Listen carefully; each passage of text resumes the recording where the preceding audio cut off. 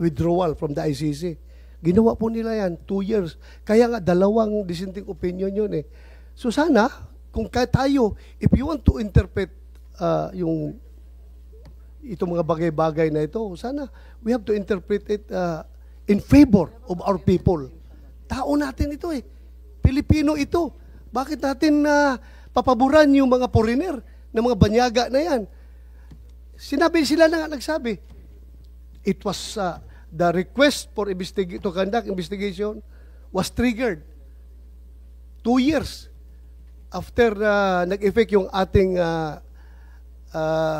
withdrawal. But then again, Madam Chair, I will leave it at that. Please continue. Yes, Senator Cayetano, please. Just a manifestation on that point, and of course, our friend, the DOJ Secretary, can rebut or give a retort. Magandang hapon po sa inyong lahat. Justice Ascuna, thank you very much po for giving us time and being here today.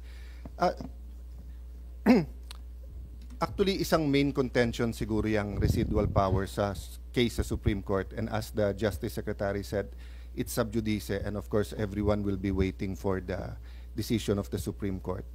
Ang point ko lang kasi, both sides, the pro-Duterte, anti-Duterte, want accountability. The pro-Duterte feels that the accountability is the drug lords, etc. And if President Duterte did something that amounts to a crime, pero ang accountability dapat dito sa Pilipinas at tamang proseso. So doon naman sa gustong i-hold, anti-Duterte gusto siyang i-hold accountable, siguro naman it's safe to assume that they also want yung tamang proseso. So the thing is, there was an actual Supreme Court case, the Pangilinan versus Cayetano, questioning, I think the Secretary of Foreign Affairs noon, kaya named, questioning nga yung kung kailangan ng Senate concurrence yung withdrawal ng natin from the Rome Statute, no, from yung ICC. Pero nakalagay din dun sa case na yon, let me paraphrase, that the Supreme Court can continue to review yung actions nung executive. So my problem with yung interpretation dun sa residual powers, kasi nga, di ba, sa 5 judge sa ICC, yung 2 nagsabing, wala kaming jurisdiction. Kasi nung sinimulan namin yan, tapos na dun sa residual na 1 year. But 3 justices said na pwede. So my problem kasi is walang World Supreme Court eh. So there's only the ICC Court, then the Appellate Court.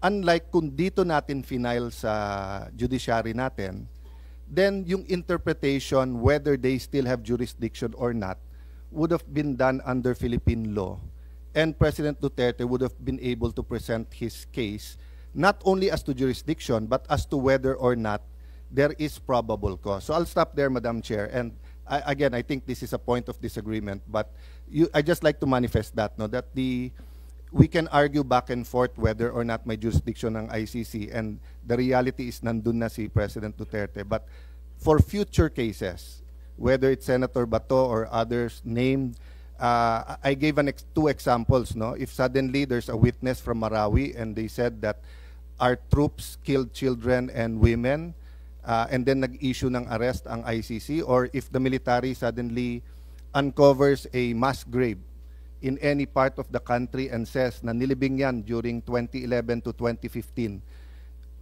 I want to know whether the ICC can issue a warrant and then pwedeng idiretso na silang i-expel, i-deport, or whatever we call it. And I guess in the finality, Secretary, is that the Supreme Court will rule on that. No? But just to clarify matters, I want to put that on record, that that's what I want clarified, Madam Chair. Thank you.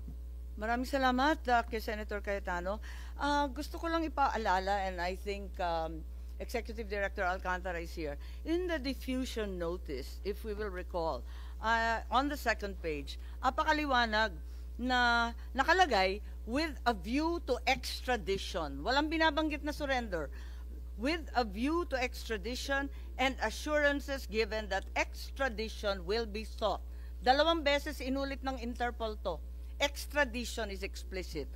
Secretary Remulla, kung obligasyon natin, ang obligasyon natin, extradition. Pati yung Interpol yan ang sabi. Sila ho ang mag-file ng extradition, hindi po tayo. Hindi ho namin option yon. Yung po, option po nila yon. Hindi namin option yon. Kasi ang option lang po namin, surrender lang. At sasagutin natin ang extradition kung sila po ay mag-file. Liwanagin Under the law po.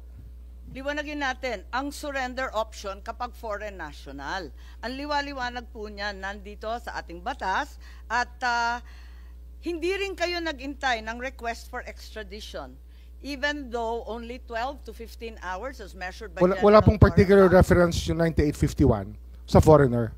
Ito po ay sa offender lang ho, sa accused. Yun lang po ang reference ng 9851. Makikita natin, kasi kinalkal na natin dito sa Senado, nanggaling rin sa Senado yan, na ang nakasaad sa Article 17, yung dulo, RA 9851, talagang maliwanag na surrender para sa foreign national. Ilang beses na rin pinaliwanag ni Attorney Medina yan sa first and second hearing na maliwanag na para sa foreign national yan. Kaya mukhang malabo ito. Sa interpretation po yun, hindi ho sa batas yun. Nasa transcript po, ang liwaliwanag, may amendment si Senator Subiri at the time, nakalista lahat ng bill spending, pare-pareho po ang referral sa foreign lang, hindi po pwede sa Pilipino. Hindi bale, tulad nga ng sinabi ni Senator Cayetano, we agree to disagree, hindi po pwede para sa amin, maliwanag. And I'd like to call on Justice Ascuna at this juncture. Reference has been made to RA 9851, yung Article 17 nga na sinasabi, na sa ngayon, hindi na yung Rome Statute kasi post-2019 na tayo. No? So, ang huling kataga, pursuant to the applicable extradition laws and treaties. It's very clear, it's the last sentence of Article 17. And in an interview, the former Supreme Court Justice Adolfo Ascuna opined that surrender must be made pursuant to an applicable treaty. And since the Philippines is no longer a party to the Rome Statute, what then is the applicable treaty? Wala nang treaty. Dahil ang ini-invoke nga yung Rome Statute, wala na ngayon. Siguro si Justice Ascuna mas mahusay magpaliwanag. Thank you very much, Madam Chair. Regarding the applicable provisions,